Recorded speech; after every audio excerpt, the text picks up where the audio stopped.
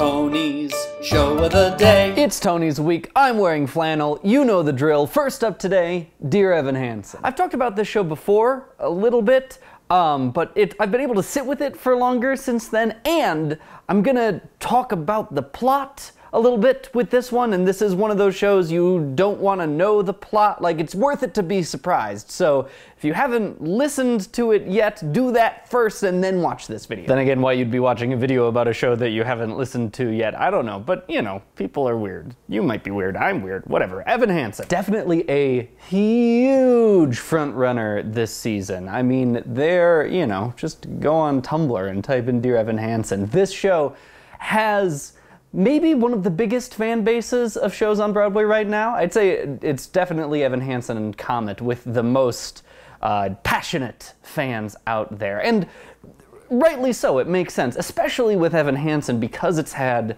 you know, a well-lauded out-of-town tryout that a bunch of people saw. Like, the steam is building up, and then that combined with, it's a story about high schoolers, and so you get, you know, the internet generation can relate to that. And like, even more so, it feels a little cheap to just call it a show about high schoolers. I think it deals with a set of topics and themes that feel very relevant to, you know, the youth of today. And that, you know, that increases its fan base. I bring up the topic of Dear Evan Hansen's fan base with a pretty specific purpose, because this is something I talk about in different ways with every single Tony Awards. When, you know, everyone, you're considering right now, what do you think is gonna win the Tony? And it's really, really important to acknowledge that often we're talking about two separate things, especially with something like Best Musical. Sometimes the conversation about what musical is the best musical for all of its artistic parts and, you know, its newness and like on a very aesthetic artistic level, and other times we're talking about which show is going to win the Tony.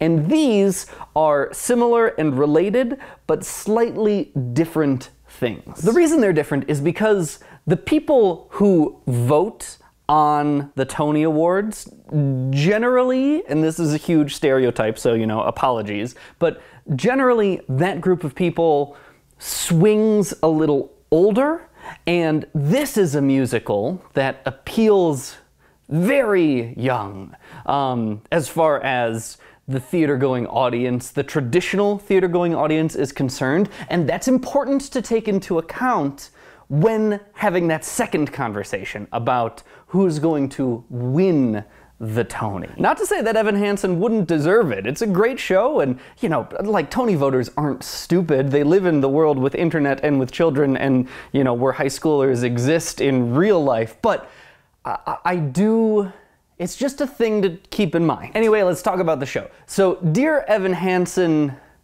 really centers around, I think, the discussions of Evan Hansen have to center around a discussion of social anxiety disorder. Although it's not specifically stated, it's pretty clear that that's what Evan Hansen has. Somewhere on the spectrum of anxiety disorders. And social anxiety disorder is, it's exactly what you'd think. It's, you know, a kind of fear or anxiety about being in social situations and doing the wrong thing and being judged. And all of Evan Hansen's actions in the show seem to absolutely revolve around his social anxiety disorder. This is important because it has an effect on the archetype that this story of this musical fits into. There is an archetype in literature of flawed character makes a mistake and then recovers. There's, you know, you can, like, it's so general sounding, I'm sure you could think of a bunch of examples right now. And so in the structure of this story, Evan Hansen's flaw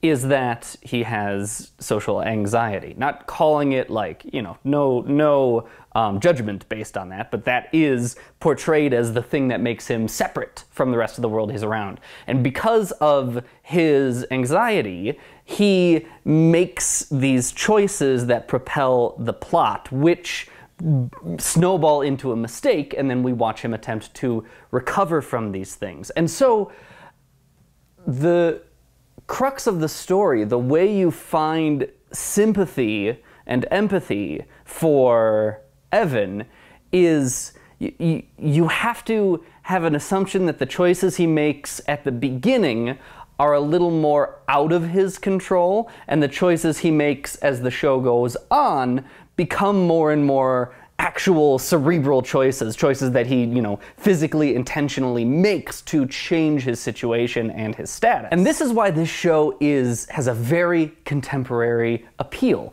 because those decisions and that character trait revolves around Evan's anxiety.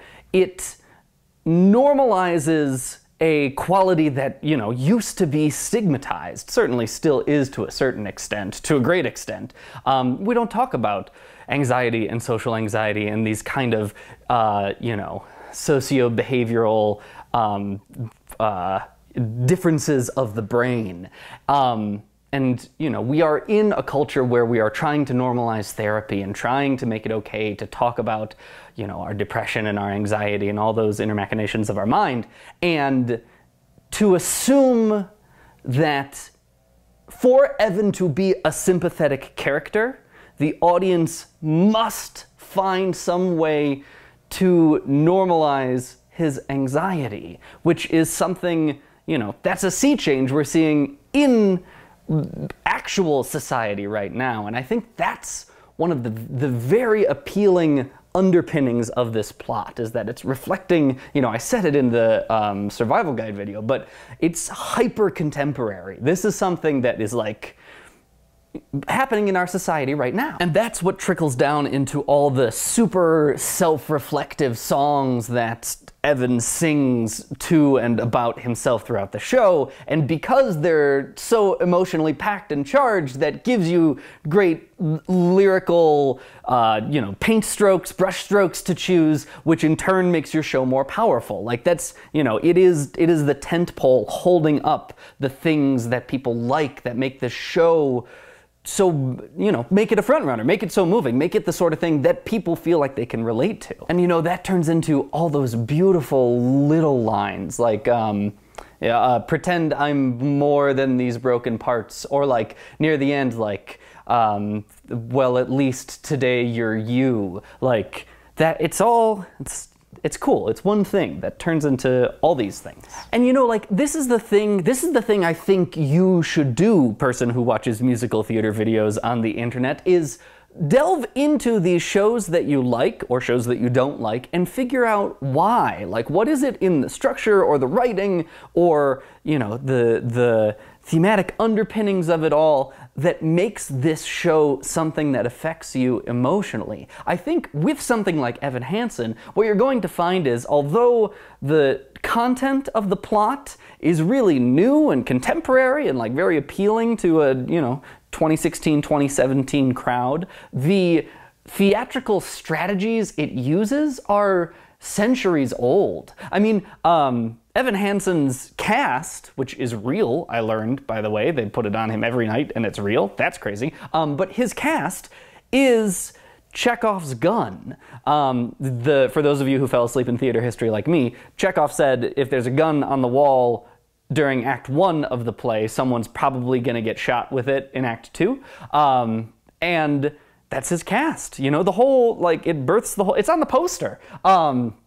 And it turns into his manufactured first story about Connor and falling out of the tree, but then later we learned that, it was his attempted suicide attempt.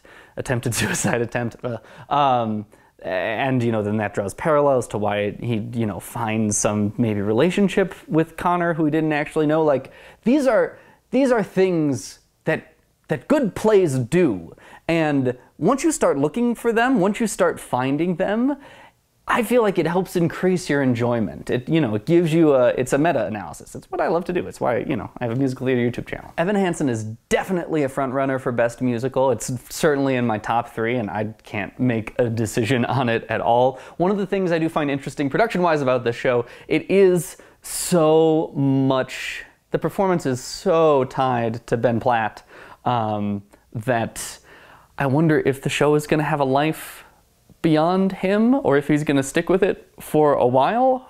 Who knows? I'm interested to see what, you know, life after the Tonys is for Evan Hansen. Dear Evan Hansen, go listen to it, and I'll see you in the next one.